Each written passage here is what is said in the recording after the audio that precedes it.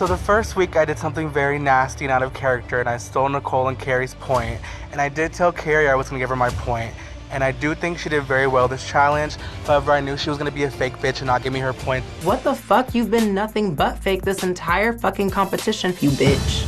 Tonight, it's RuPaul's Drag Race All-Stars 10. RuPaul is shaking her star booty in this Rusical. Mother does not play.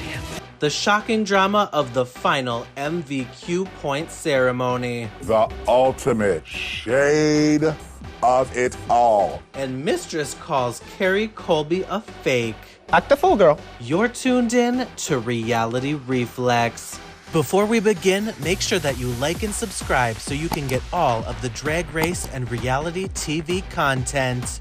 Hey everyone, it's Tedley here, and going into tonight, during the MVQ point dispersal at the beginning of the episode, Lydia B. Collins gags the girls by switching it up and giving her point to Carrie Colby, which means Tina Burner is shaded in this moment, but also it gives Carrie Colby a fighting chance to get to the top.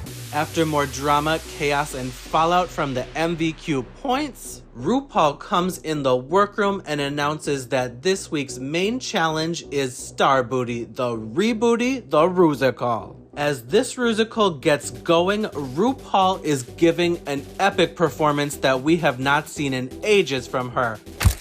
Ru must have a new stretching routine. This is the most movement we've seen from her in the 2020s.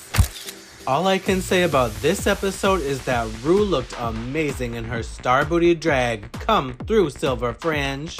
After the Rusical, it was officially time for the runway. Like usual on this review, we're only gonna shout out the toots and the shoots, and we're just gonna skip the boots. Alright everyone, so we have Tina Burner coming down this runway, and she is in some fabulous country western couture here. Alright, so the colors are absolutely perfect for the look. The brown and like the tan colors, work so perfectly with the theme. This is like such a nice shape corset she got going on too. A cute little bodysuit, embellished to the tens, mama, with all of this country fixins going on. She's got some arm sleeve situations going on and these fabulous ass country boots the house down. But so all in all together, she is stepping it up. This is stepped up Tina Burner. Oh my goodness. She absolutely looks fabulous and she absolutely served it on this runway. Lydia B. Collins comes down this runway and she is giving full cowboy tea, mama. So, okay, she got the denim going on. It is tied up together with this rope. So it is giving a gritty, raw, rough, and real country western look. And then she also got the cow assless chaps. She got some cow sleeves. She got a cowboy hat. This, oh my gosh, I can smell the manure, mama. With that said, it is also the perfect cross of country and high fashion.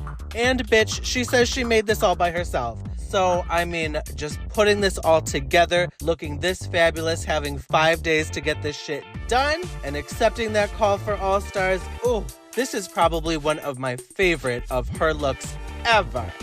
After the runway, it was announced that the top two of this week is Jorgeous and Lydia B. Collins. Before the lip sync begins, Nicole Paige Brooks sneakily asks Tina if she wants to plot against Mistress and give their points to Carrie. Nicole trying to get her and Tina to knock Mistress out of the top. Television is so back.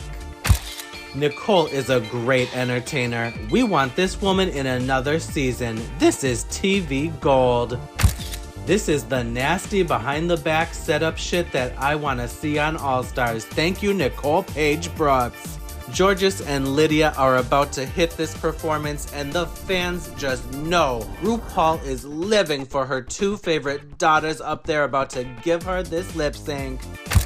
RuPaul getting to see her two favorite twinks perform for her on All Stars 10.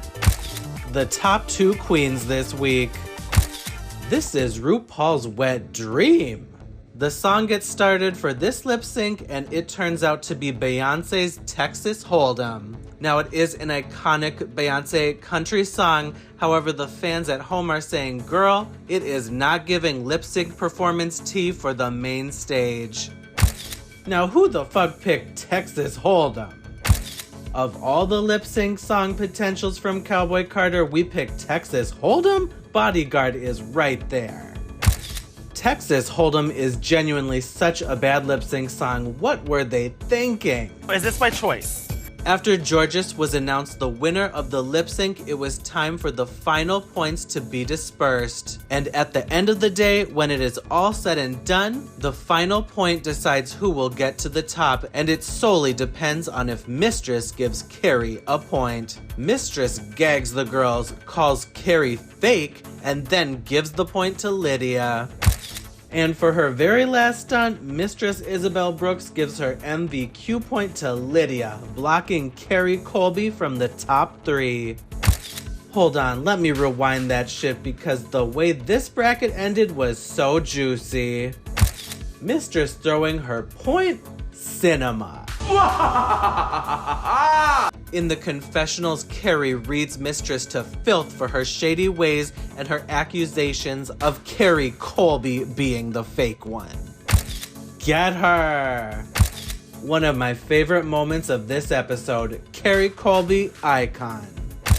Carrie Colby deserves to go to the finale just from her iconic confessionals. And once again, just like last week, many of the fans are furious with Mistress for her callous and flippant quips and tactics. Nah, Mistress is vile. She thought she ate with her little speech. Mistress and her nasty spirit advancing to the semifinals doesn't sit right with me. I hope someone else beats her in the competition.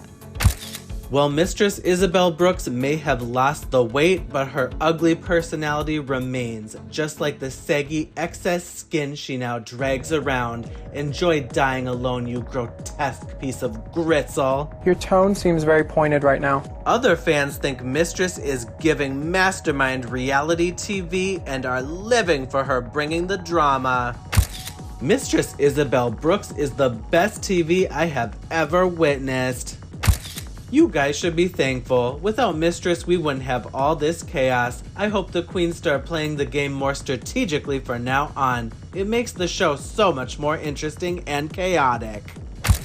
Only Mistress can get away with lying and manipulating on Drag Race. They'll never make me hate you, ever. They eat her up every single time. With Mistress pulling that stunt, it is official that the top 3 of this bracket moving on to the next round is Georges, Lydia, and Mistress. Now that this bracket is over, the fans are praising the drama and the TV that these queens gave.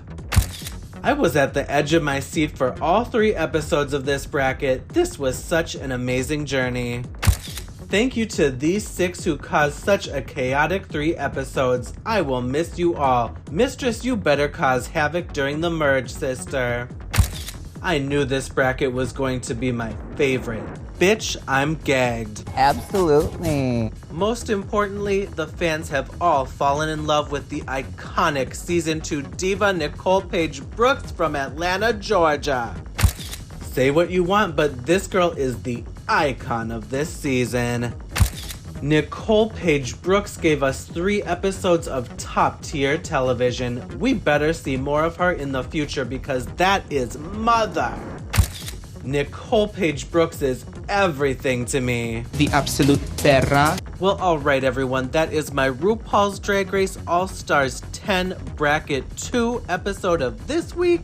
Make sure that you like and subscribe and come back next week for the Bracket 3 drama. You're tuned in to Reality Reflex.